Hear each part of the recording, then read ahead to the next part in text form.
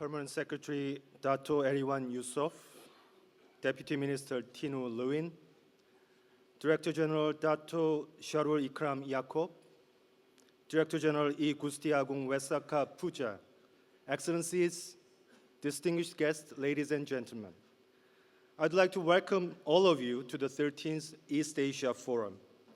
I am truly delighted to see you here in this beautiful island of Jeju. Back in 2003, the EAF was launched under the vision of building an East Asia community.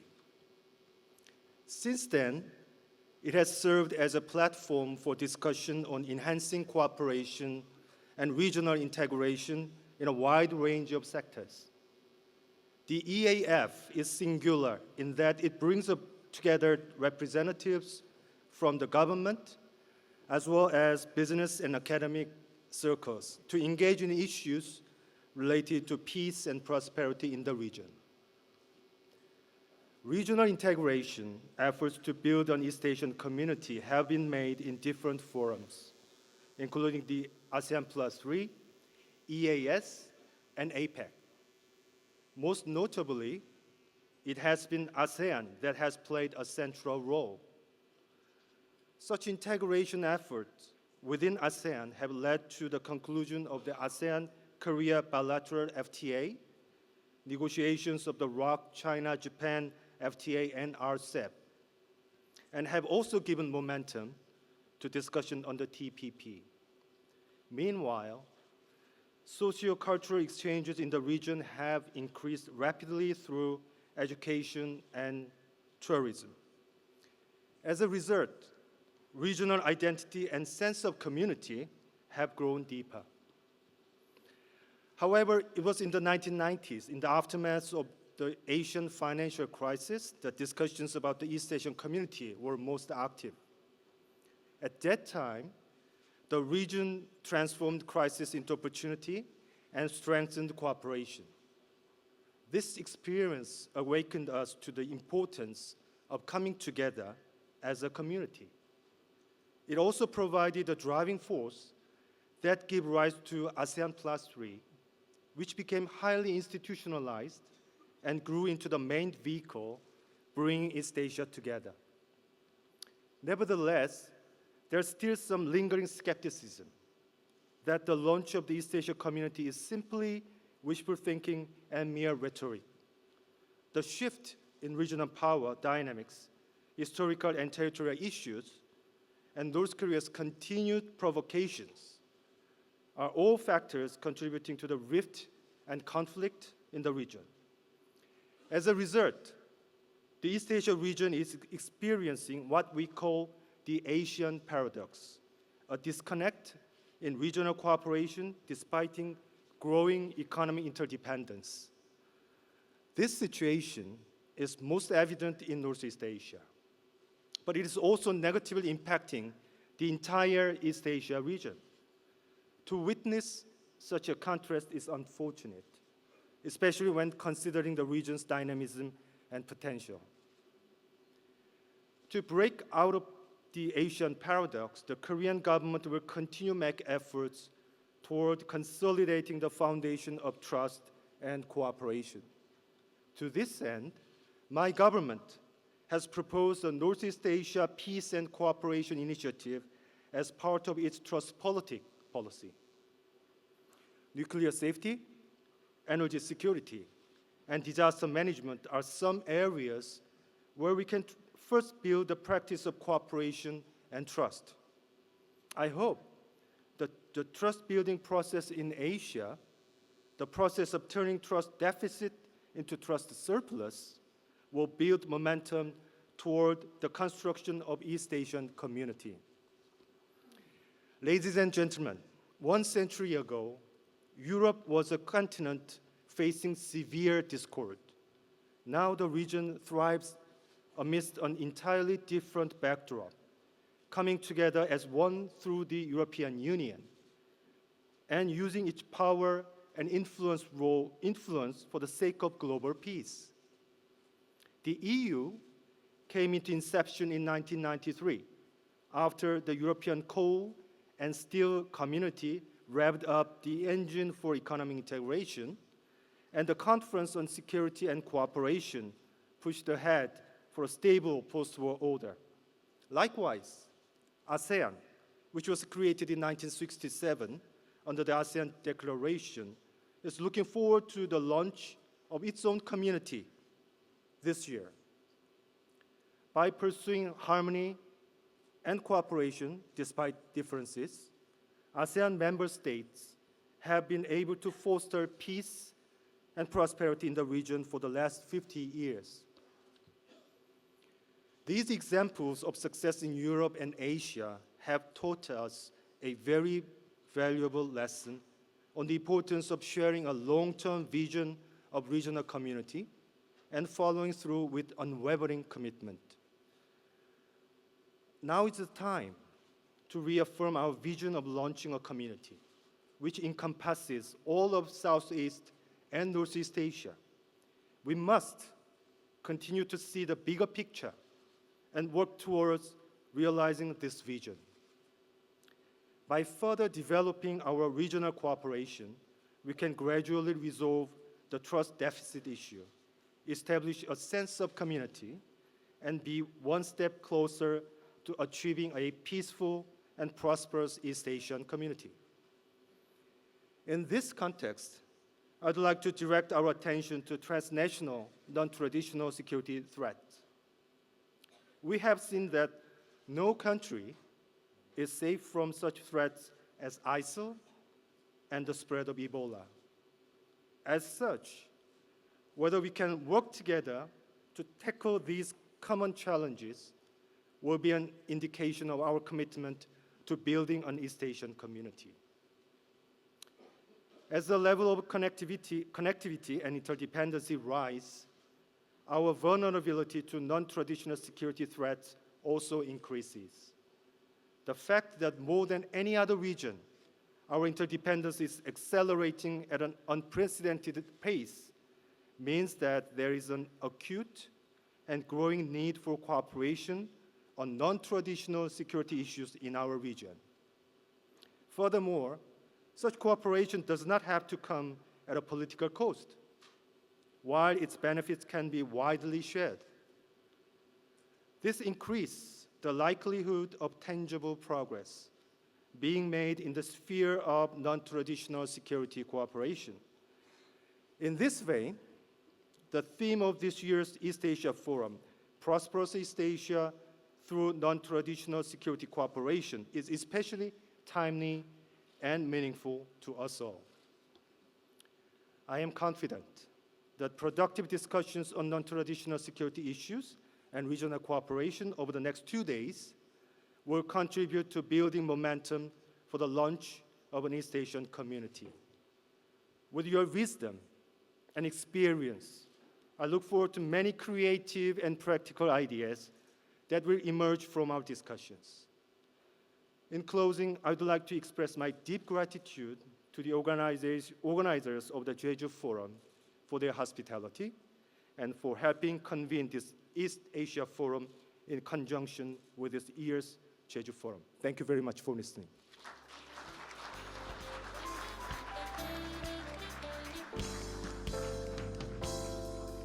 Thank you, Your Excellency, for your remarks. At this time, ladies and gentlemen, His Excellency Dato Eriwan Yusof, Permanent Secretary of the Ministry of Foreign Affairs and Trade of Brunei Darussalam, will now be giving his keynote speech. Please welcome with a warm round of applause.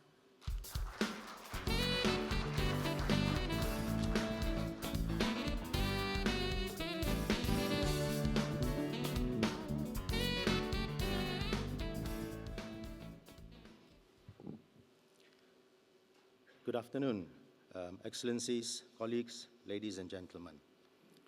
At the outset, I would like to express my congratulations to His Excellency Kim Hong-kyun, Deputy Minister for Political Affairs, Ministry of Foreign Affairs of the Republic of Korea, for your remarks. I would also like to take this opportunity to thank the Ministry of Foreign Affairs of the Republic of Korea and the government and people of Jeju on the excellent arrangements and warm hospitality extended since our arrival in this beautiful island. Also, my appreciation to the organizer for arranging a presentation by the soprano Sumi Jo, which I think elevated our feelings towards East Asia and how it transcends both people as well as countries. It is a pleasure to be back in Jeju again. Excellencies, ladies and gentlemen, since its first meeting in 2003, the East Asia Forum has successfully brought together senior government officials, academics, and private sector together and discuss and provide very pertinent inputs to the ASEAN Plus 3 cooperation. Presently, we have witnessed East Asian countries becoming more integrated and interdependent with one another through the various cooperation, intra-regional trade and investment, as well as greater people-to-people contacts. Therefore, the East Asian Forum have successfully promoted the ASEAN Plus 3 process by providing a platform to discuss and exchange views on issues of common concerns and ultimately further strengthen the development of the region.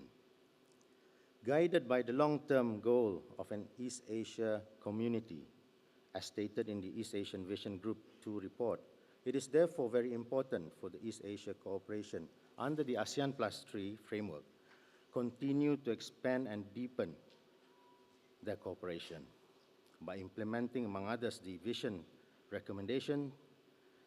recommendation, and the ASEAN Plus 3 work plans.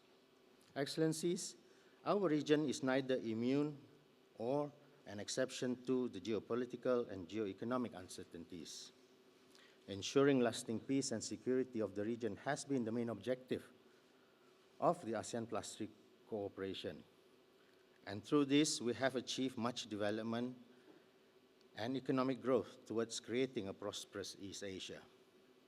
However, in recent years, we have seen more and more challenges to the region in the form of non-traditional security issues such as food security, energy security, natural and man-made disasters, conservation, and to top it all, climate change, terrorism, pandemic disease, and maritime security.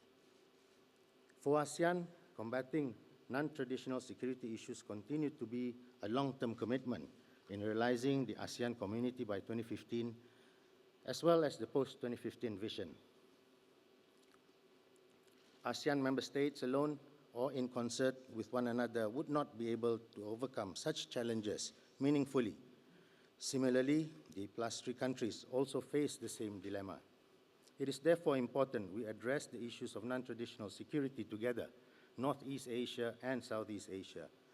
Therefore, the theme for this year's forum, Prosperous East Asia, through non-traditional security cooperation, is very timely in bringing the issue to the forefront of in our ASEAN Plus 3 work. Excellencies, ladies and gentlemen, the scope of non-traditional security issues are wide, cross-cutting, and multidimensional. And for us in ASEAN, we see the merit of addressing this together with our dialogue partners. The ASEAN Plus 3 cooperation have provided valuable assistance in our community building efforts, and we see that this is more so important towards achieving the East Asian community that we all strive for. I believe this forum will provide the best opportunity for all the stakeholders, namely government, academic, and private sector, to put their thinking together and identify areas where we can cooperate together. East Asia has in the past been able to convert challenges into opportunities, and I see we can still do this in the years to come. With that, I'd like to wish everyone a fruitful discussion. Thank you.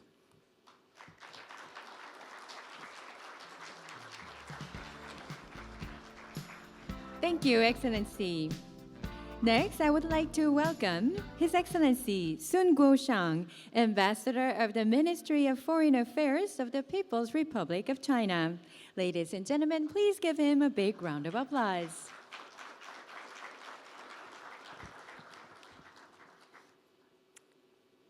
So, Excellencies, ladies and gentlemen, dear friends, it is my great pleasure to attend the 13th EAF. On behalf of the Chinese delegation, I wish to begin by expressing sincere thanks to our Korean host for their thoughtful arrangements and the best wishes for the forum to be a great success.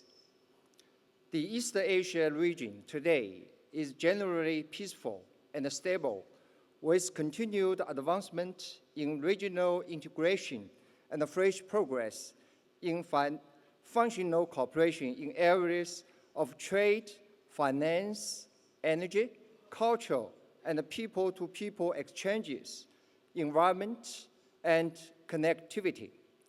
This region has become one of the fastest growing and the most dynamic regions in the world. On the other hand, we should also be aware that the global economy is recovering slowly, which puts the East Asia economy under increased downward pressure. In particular, growing threats from non-traditional security fields, such as natural disaster, climate change, cybersecurity, transnational crime, and terrorism, have become common concern for regional countries. Development is the foundation for security, while security is a prerequisite of development. Without peace and stability, the development and the prosperity of East Asia would be out of question. In this connection, the theme of this forum, Prosperous East Asia through Non-Traditional Security Cooperation, is highly relevant. On this occasion, I would like to share with you some views and suggestions. Firstly, enhance dialogue and communication to strengthen mutual political trust. China advocates a common, comprehensive, cooperative, and a sustainable security outlook for Asia. In the meantime, China also welcomes initiatives on the principles of regional security cooperation proposed by Russia, India, Indonesia, and other countries. We believe that all relevant parties could thoroughly discuss the security concepts and the principles to build consensus. In principle, China supports the Northeast Asia Peace and Cooperation Initiative proposed by ROK and hopes that relevant parties could actively engage in dialogue and contact. Such efforts could start from less sensitive areas and build up trust step by step. We should also strive for the resumption of six-party talks to promote the denuclearization process of the Korean Peninsula and achieve lasting peace and security in the region. Secondly, carry out functional cooperation and strengthen capacity building. Over the years, mechanisms such as ASEAN Plus 3, ASEAN Regional Forum, and the East Asia Summit have been fruitful in promoting pragmatic cooperation in non-traditional security areas. We need to continue using these mechanisms to enhance international and regional cooperation and implement well projects such as the ASEAN Plus 3 Armed Forces Non-Traditional Security Workshop, EAS Joint Exercise on Earthquake Rescue, and ARF Disaster Rescue Exercises to better prepare regional countries against the non-traditional security threats. China is actively working on establishing the East Asia Center for Climate Change Research and International Cooperation, and will also host the think tank forum on climate change among East Asian countries. Both events are aimed at strengthening dialogue and cooperation with other relevant parties in addressing climate change. Thirdly, promote economic integration, and boost development and prosperity in the region. For many countries, development is their greatest security, and in development, they can find the master key for solving regional security issues. It is necessary, therefore, that we make unremitting efforts to establish the Asian currency stability system, Asian credit system, Asian investment and finance cooperation system, and the Asian free trade system to enhance regional economic and development cooperation and raise the overall development level. China is willing to work with all relevant parties to carry forward negotiations on regional comprehensive economic partnership, the upgraded China-ASEAN Free Trade Area, and China-Japan-Korea Free Trade Area. We are ready to work with others to achieve progress in the Chiang Mai Initiative multilateralization process and complete the building of an East Asia economic community in 2020, so that regional economic cooperation and security cooperation will reinforce each other and progress together. Connectivity is an important foundation for economic cooperation in East Asia. China proposed the Silk Road Economic Belt and the 21st Century Maritime Silk Road initiatives, with the aim of carrying forward and spreading the spirit of the ancient Silk Road, that is, peace, friendship, development, and cooperation, and promoting regional infrastructure connectivity. China initiated the establishment of Asian Infrastructure Investment Bank to tackle financing problems in regional infrastructure development. So far, the number of prospective founding members of ARIB has reached 57, and we intend to complete the ratification process of the Articles of Agreement of the ARIB and formally establish the ARIB by the end of this year.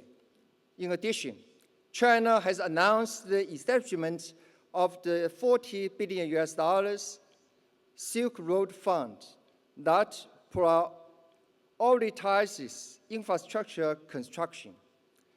The Belt and Road Initiative and the ARIB are open and inclusive. China is willing to work with other countries in the region to implement these initiatives and lay a solid foundation for regional security and stability. Fourthly, strengthening institutional building to consolidate the basis for regional security. The AIF ASEAN Defense Ministers Meeting Plus, EAS, and the Conference on Interaction and Confidence-Building Measures in Asia have gained increased attention and recognition. We may, therefore, make further use of these mechanisms, remain committed to open regionalism, and improve institutional building to better address non-traditional security challenges. China is the first country among the ASEAN's dialogue partners to accede to the Treaty of Amity and the Cooperation of Southeast Asia, and is also willing to become the first dialogue partner to sign up a treaty of good neighborliness, friendliness, and cooperation with ASEAN.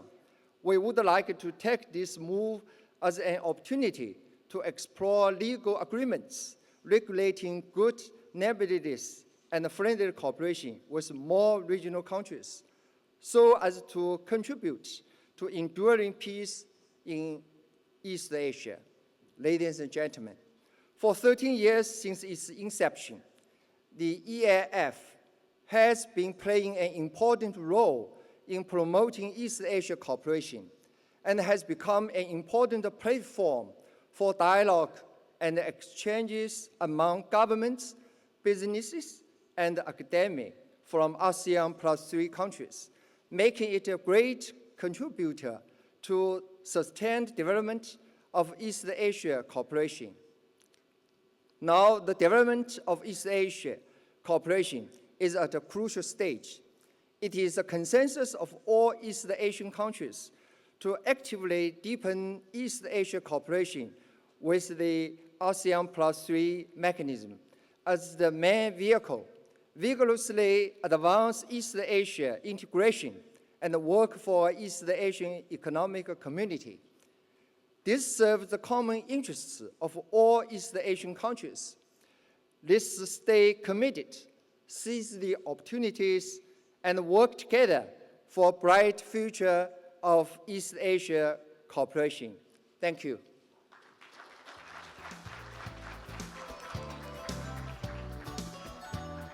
Thank you, Excellency. Next, His Excellency Dato Muhammad Sharul Ikram Yaakob, Director General of the ASEAN Malaysia National Secretariat, will be giving a keynote speech. Please welcome with a warm round of applause.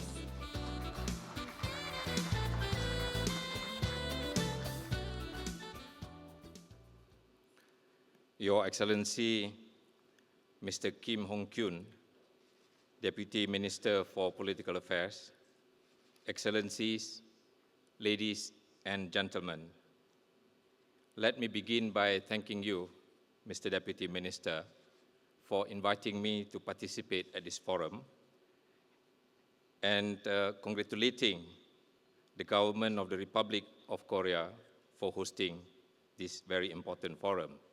The East Asia Forum indeed is an important platform for strengthening dialogue on issues that impact on the East Asian region as a whole. Since this is my first time taking part in this forum, I am pleased to take this opportunity to share with you some of my thoughts on the challenges surrounding security issues in East Asia. The global center of gravity has now clearly shifted. The steady rise of Asian economies and the recent Western financial crisis have combined to turn the spotlight our way. According to some analysts, by the end of the decade, Asia's output will exceed that of Europe and North America put together. This is very encouraging. ASEAN is continually assured by the major powers that their relationship in our region is a cooperative one. This is among the bases of stability in our region.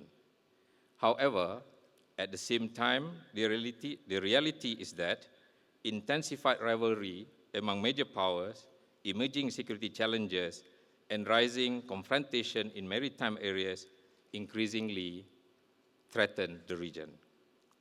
Over here in Northeast Asia, the so-called Asian paradox is played out in full force. There is a dichotomy between the rising geoeconomics of the region, while at the same time the region faces deteriorating geopolitics. The region is also home to China. Malaysia has consistently welcomed the peaceful rise of China, and we fervently believe that China too wants to rise peacefully. But at the same time, China is faced with unrelenting and unforgiving Western rhetoric wherever it turns, even from countries which are not from the West. And therefore, it feels that it must loudly demand the respect which it feels it justly and automatically deserves. Next, there is Japan. Long the second largest economy, it has more recently slumped into doldrums for the last decade. It is now emerging into relevance once again. With the current geopolitical situation, Japan has pushed for a reinterpretation of Article 9 of its charter, framing it as its proactive contribution to peace. And then we have the Republic of Korea, a country which has risen from among the poorest in the world to become the 11th largest economy, all within the short span of 2 generations. And it feels constantly under threat from its impoverished but nuclear-capable neighbor.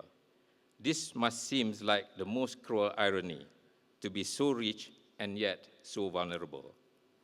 With the outline just drawn, it does not augur well for peace stability, nor there is much room for trust building in the Northeast Asian region. It is in this context that I would like to suggest that ASEAN's rich experience with regional issues, as well as its very formation, can be instructive for the countries in Northeast Asia. Excellencies, ladies and gentlemen, the leaders of the initial 5 countries forming ASEAN decided that the peace imperative was fundamental in the newly independent countries in the Southeast Asian region to get on with nation building. These 5 countries were not necessarily the best of friends then. Malaysia and Singapore had separated just 2 years before. Indonesia had launched the confrontation against Malaysia at around the same time. The Philippines also was against Sabah forming part of Malaysia. Tensions certainly ran high, and public sentiments was fully engaged in these developments. But rather than hide behind the so-called wish and sentiments of the populace, the leaders acted as statesmen, and even in the face of such seemingly insurmountable odds, they had felt it was in every country's interest that ASEAN should be formed and the members found ways to work together. It is from this perspective that President Park's NAPSI, the Northeast Asia Peace and Cooperation Initiative, come across as a breath of fresh air. Finally, we have something pragmatic, an approach that ASEAN countries understand very well. It is the same way ASEAN would handle seemingly insurmountable issues. Let's start with the small things first, the non-contentious things. The bigger issues can wait because its time will come.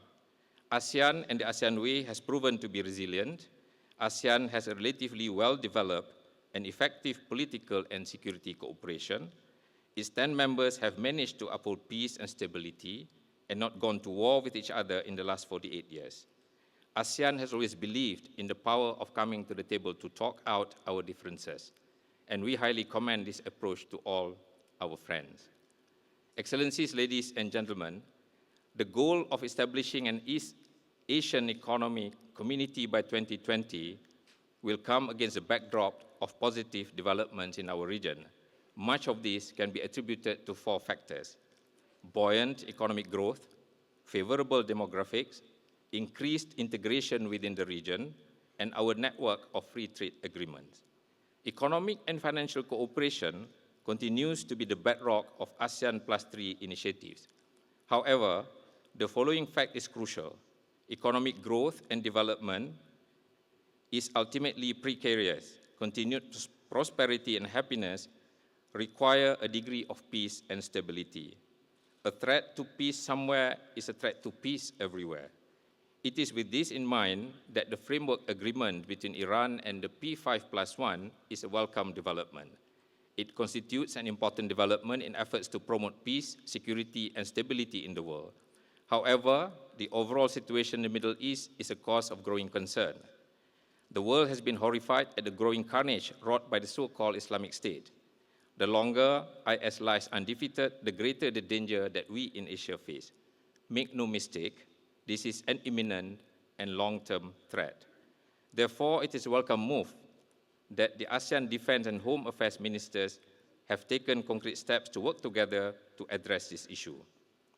Malaysia will host a special ASEAN minister meeting on the rise of radicalization and violent extremism later this year. However, it is not a matter for our security sectors only. This is a developmental and cultural dimension to it as well. Our common action against this must be multifaceted and continuous. The threat posed by IS, Islamic State, and terrorism is a battle between moderation and violent extremism. It is for this reason that the recent 26th ASEAN Summit, our leaders adopted the Langkawi Declaration on the Global Movement of Moderates. Malaysia advocates an end to violence by rejecting extremism and choosing instead mutual respect and inclusiveness, as well as strengthening the bonds between different communities and faith. In this regard, Malaysia believes that the Republic of Korea could do its part to foster greater cooperation, collaboration, and harmony among the countries in Northeast Asia.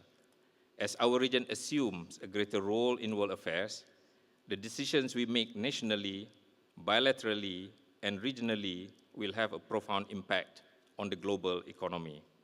Through our actions, we can show that Asia's influence will contribute to peace and prosperity in our region and to the world at large. Thank you very much for your attention.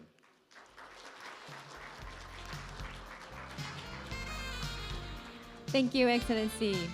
Last but not least, please welcome His Excellency Aiboishi Koichi, Ambassador of the Mission of Japan to ASEAN. Please welcome him with a round of applause.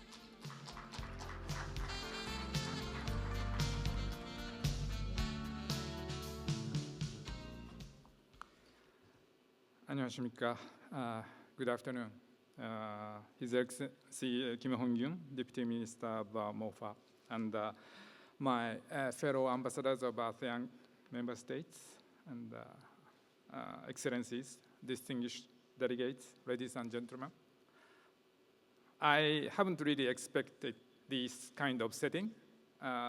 It's always with tension. I have to deliver the speech on the podium.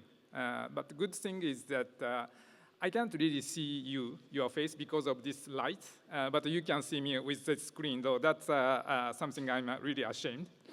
So, having said that, let me first extend my heartfelt gratitude to the government of the Republic of Korea and Ministry of Foreign Affairs and the local government of Jeju Island and organizers of Jejuporum and for its hospitality.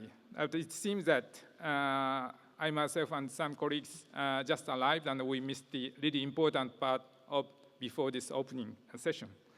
And it is my great pleasure to make remarks on behalf of the government of Japan.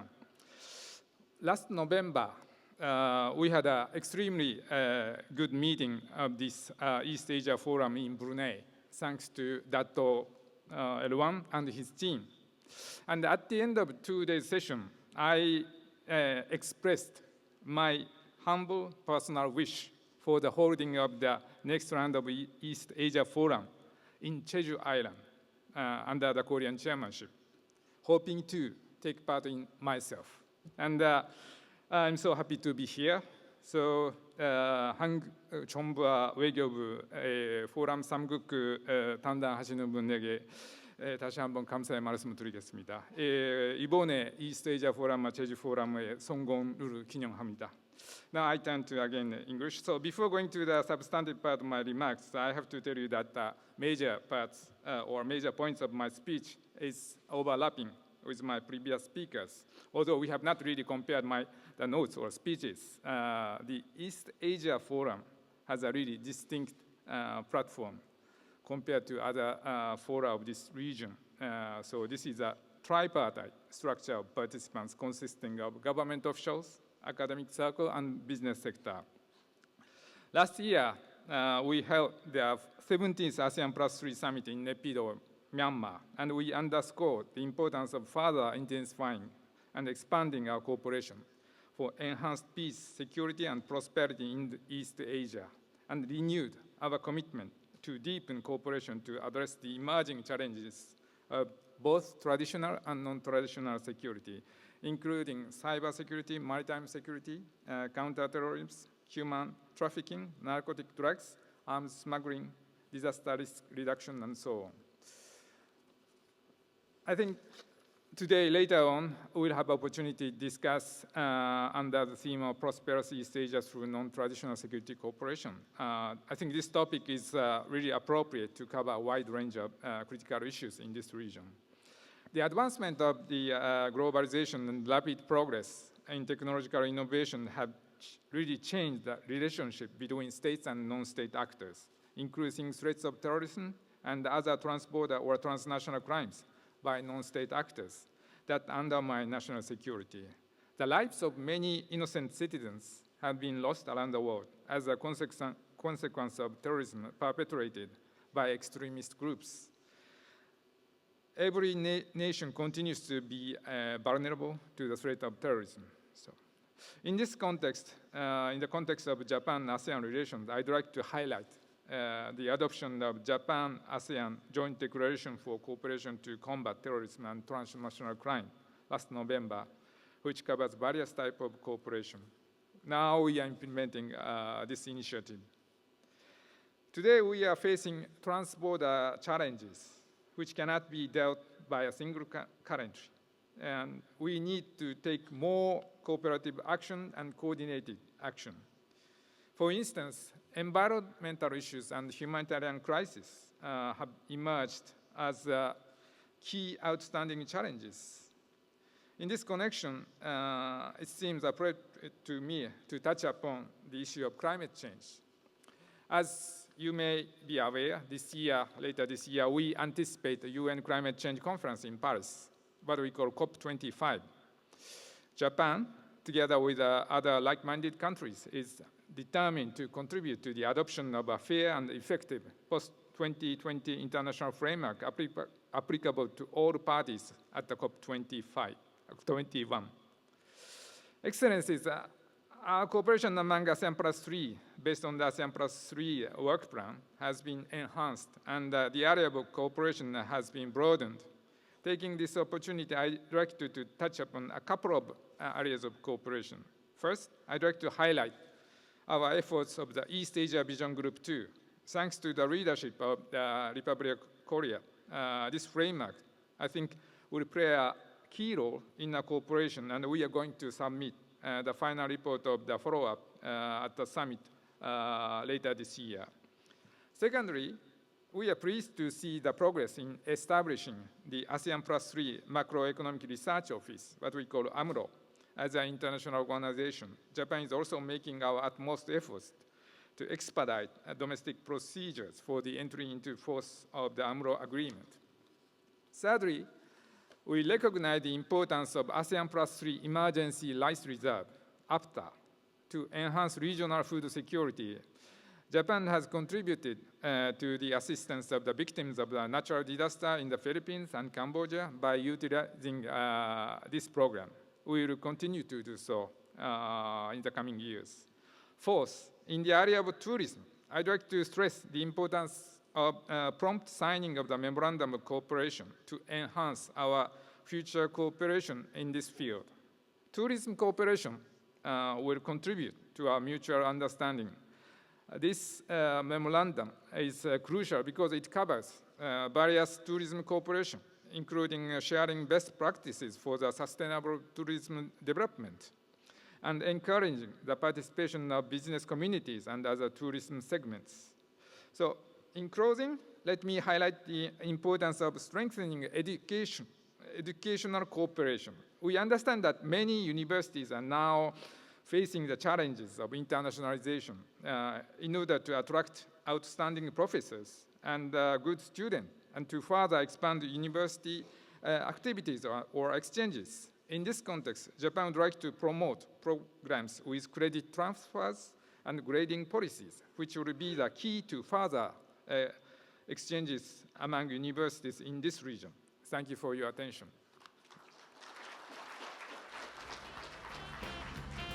Thank you, Excellency. Ladies and gentlemen, the opening session of the EAF proposed a future direction of development in East Asia while highlighting the importance of building trust, enhancing security, and securing growth. I would like to take this opportunity to sincerely thank all of the participants, including the keynote speakers, for your contribution to today's opening session. We kindly ask that you please leave the interpretation receivers on your seat. There will soon be a photo session, so we ask that the heads of delegations of each country please remain in your seats. Thank you very much.